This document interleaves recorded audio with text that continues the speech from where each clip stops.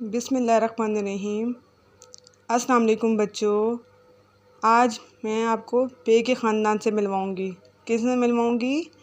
पे के ख़ानदान से। पे पत्ता, पे पत्ता, पे पत्ता, पे पानी, पे पानी, पे पानी, पे पेंसिल, पे पेंसिल, पे पेंसिल, पे पालक, पे पालक।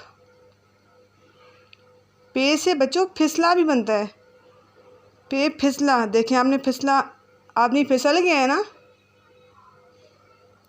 पे पैर, पे पैर। ये तो बच्चों इसके किरदार थे, ठीक है, कि पे से क्या क्या बनता है।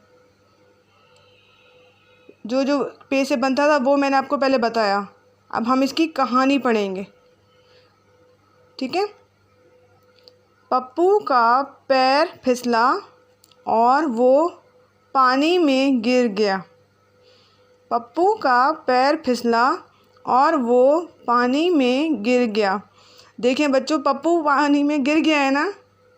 पप्पू का पैर फिसला और पानी में वो गिर गया। पप्पू का पैर फिसला और वो पानी में गिर गया। गिर गया ना पानी में पप्पू। पानी में पप्पू का पैर फिसला और वो पानी में गिर गया। पप्पू का पैर फिसला और वो पानी में गिर गया, ठीक है। आज बच्चों हमने पे की कहानी पढ़ी, ठीक है। अगले दिन हम नेक्स्ट कहानी पढ़ेंगे, ठीक है। ओके, अल्लाह हाफिज़।